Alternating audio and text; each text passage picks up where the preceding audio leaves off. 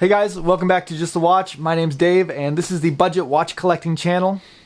And today I'm going to be doing something a little bit different. This is going to be kind of a new segment for the channel. I'm going to be doing what I call an unboxing plus review of the Aquatico Seastar version 2. So in this video, I'm going to unbox the watch, size it up, put it on wrist, try it out for a couple of days, and then at the end of the video come back and give you kind of my thoughts on how the test period went and what I think about the watch. Now, I've reviewed a couple of watches from Aquatico in the past. They typically focus on dive watches, and from what I've seen, they offer a really great value for the money. And looking at the spec sheets that I've seen on this particular watch, this looks like it's going to be no exception. You're getting 300 meters of water resistance, sapphire crystal, ceramic bezel, and a Seiko age certified movement, all for right around $300. And I think they're including a solid link bracelet and an extra strap as well. So that sounds like a pretty good deal. Let's unbox it and check it out and see what it looks like. Okay. You probably noticed the paid promotions flag at the beginning of this video. That's because this watch was given to me for free by Aquatico for review purposes. However, other than the watch itself, I did not receive any compensation from Aquatico, nor did they have any input into the content of this review. Okay, so first we're going to unbox the Aquatico Seastar, take a look at it, and then after that I'm going to try it out and I'll see how I like it. But in the box, let's see, we're getting manuals and all that, but what we really want is the watch, and it looks like they're giving you the watch and an extra Nato strap, so we'll take a look at that too in a second here, but let's start with the watch.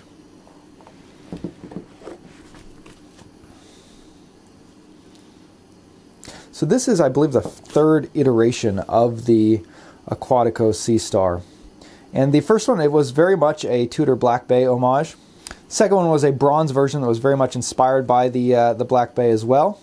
And then this is the third version where I think they're kind of taking a little step away from it, especially with the dial and hand layout that they're doing here. Anyways, let's get this packaging off of it.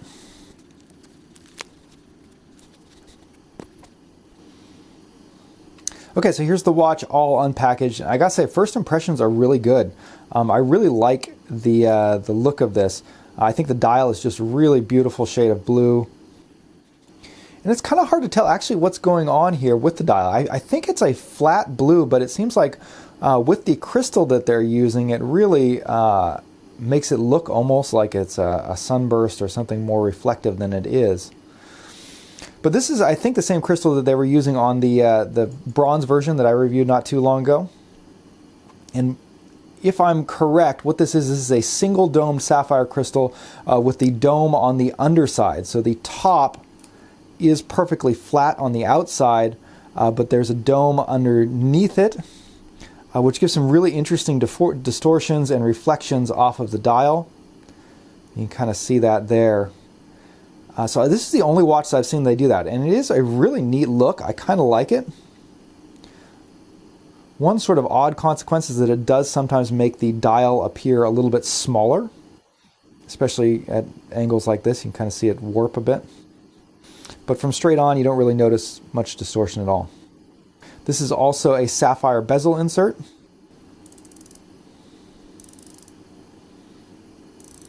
And the action is very good. So this is something that I wasn't as happy with the bronze version. I had some trouble with the action on the bezel. This feels very different from that one. It feels much nicer. Very clearly defined clicks. Locks into place very well. Just a tiny bit of back play, but hardly noticeable. But very, very pleasant to use, whether you're going fast or slow on it. Really good bezel action. And I really love the colors that they've gone with here. This is just such a really deep shade of blue that looks great. And then what they've gone with is this kind of sort of light brown or aged or fauxtina look that I think really plays well with the blue. Just that shade of brown with the blue that they've got here is a really nice look for the watch. Kind of softens a bit, not getting that stark white contrast that you get with a lot of dive watches. This gives a little bit of a warmer, more vintage feel to it. Now, I suspect one of the consequences to that is that the lume is not going to be as bright. Usually when you go with this color, you don't get the brightest lume. But if you are interested in this kind of vintage look, that's the trade-off that you make. And as long as the lume is adequate enough to actually function in the dark, I don't think it's too big of a problem. Okay, let's get the dimensions out of the way and see what size this guy is. So you're getting 42 millimeters across, 22 millimeter lugs. It's like about a 14.5 thickness. Looks like it's probably 14 without that crystal. Looks like the crystal's boxed and sticking up a little bit over the top of the case there. And your lug to lug on this guy is right about 49 millimeters. So this is a bigger watch. It's not a small watch, but it's not like a huge watch either. This is kind of average size for dive watches right now, I think. But I think a lot of people will still consider it a large watch at this size. Now you're getting 300 meters of water resistance, sapphire crystal, ceramic bezel, so very scratch proof with that combination. And then inside I think you're getting a Seiko NH35 movement. Now I don't see a date window on here, so I'm curious if there's a ghost date position. The winding feels fine. That's the winding position.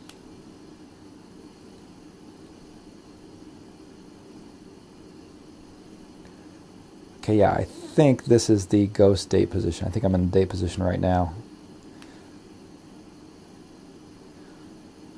And then here's the time setting. So yeah, so I think this is probably Seiko NH35 with a ghost date there. But, you know, again, that's fairly common at watches in this price range.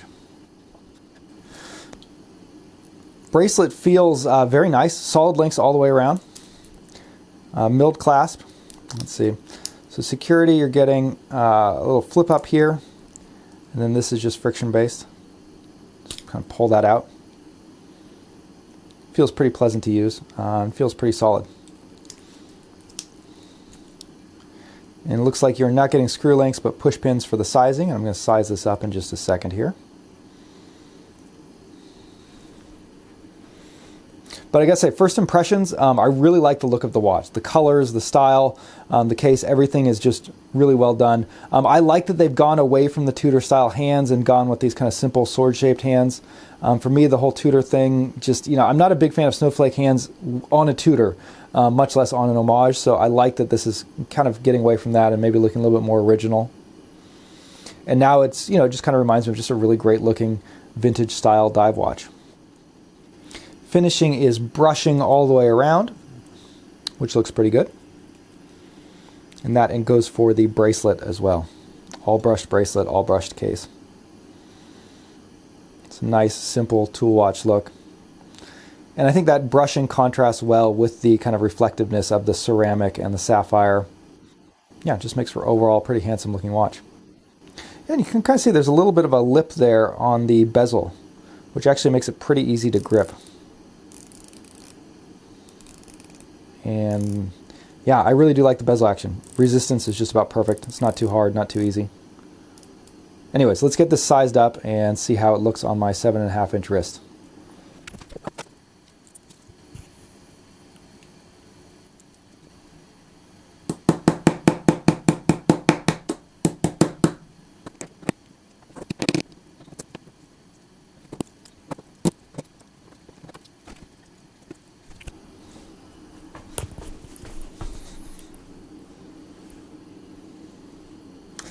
Okay, there it is sized up on my 7.5 inch wrist, and I wound up taking 3 links out. One thing I noticed is that this does have the pin and collar system, so be careful when you're taking the links out. If you're doing this on your own, don't lose the little collars that come with the pins.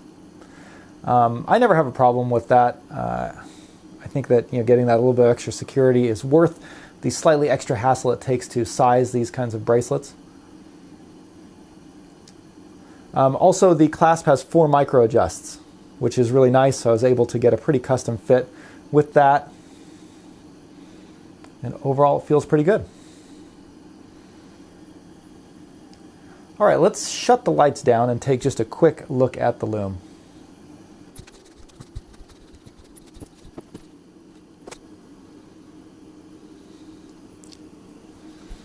Okay, so you're getting a nice green glow there. It's not super bright, but it's actually not bad at all. So you're getting a nice fully loomed bezel there, little lume pip at the 12. Pretty easy to make out. I'll do a little bit further lume testing as I try this watch out, which is what I'm going to do now. So now I'm going to go ahead and take this watch. I'm going to try it out for a couple days, And you guys will see me doing that right now, so don't worry, it's not a second video. But just sit tight, and I'll be back in just a second with my final thoughts on it.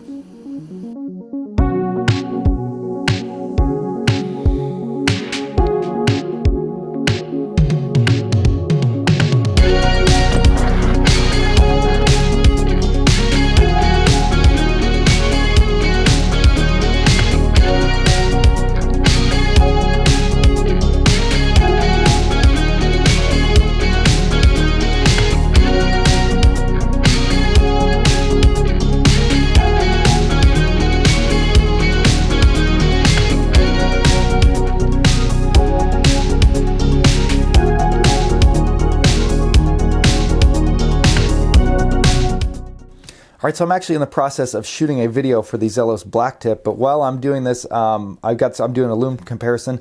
I figured I'd try out the Lume on the Aquatico Sea-Star and kind of compare it to the Zelos, and you guys can see just a quick shot of maybe two dive watches and see how they compare.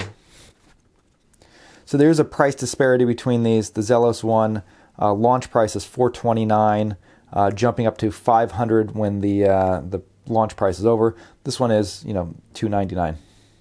So I would definitely expect the Zelos to perform better. Also, the Zelos is using kind of standard C3 BGW9 Lume, whereas this is using that kind of patented Lume color, which typically isn't as bright. Anyways, with that out of the way, let's go ahead and hit these guys with a UV light, with a black light, kill the lights, and we'll see how it looks.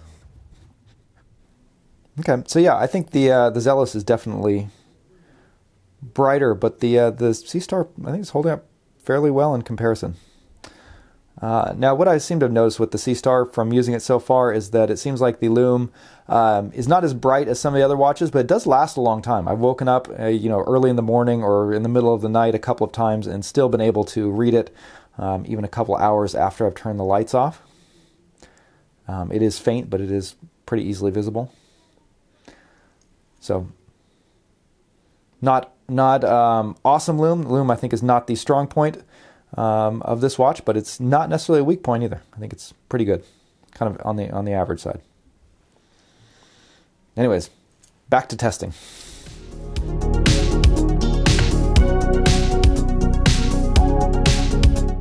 Okay, they also throw in this cool little Nato strap, and this is something that Aquatico is pretty good at.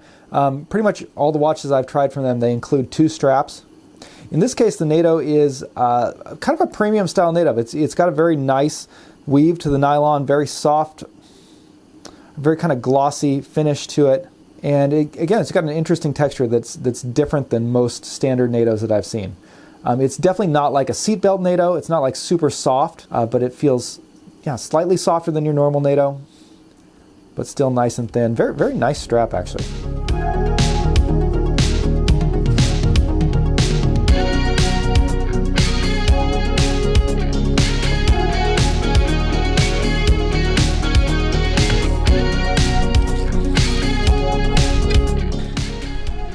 So this is my failed attempt at growing tomatoes, and today is the day to clean it up. Actually, probably 2 months ago would have been a better day to clean it up.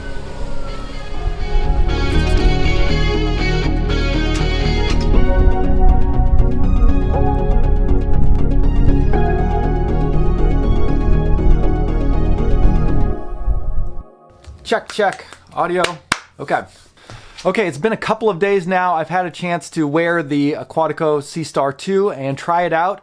And overall, it's a really great watch. But let me give you my final thoughts on it and what I think.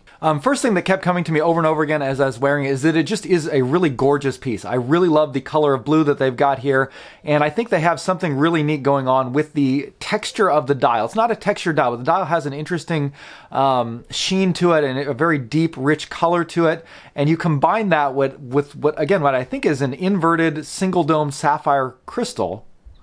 It really provides some unique reflections off of the dial. I think because of the sort of doming on the underside, it makes a lot of the reflections look like they're coming from behind the dial. So it looks like the dial is actually reflecting, but I think it's just an optical illusion with the crystal.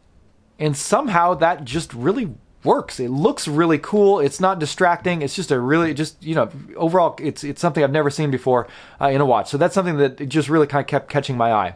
You combine that with the really cool blue ceramic bezel insert, you just have a really great looking watch. I also love that they went with these kind of gold gilt hands and indexes. Just a really nice look overall. The watch is a big watch. It is fairly hefty on the wrist. You can definitely feel it, especially on the stainless steel bracelet.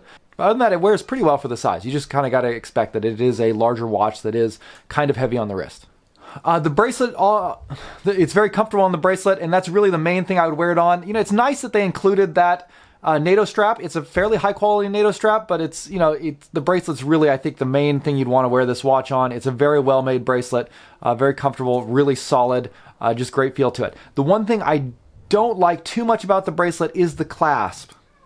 So in order to unlock the clasp, you flip it up and then you just kind of pull it open like this. So there's no locking buttons or anything like that. And I'm not as big a fan of that style. And this one, I felt like a lot of times I was kind of struggling to get it open and kind of get my fingernail underneath the bottom of the clasp to pry it up.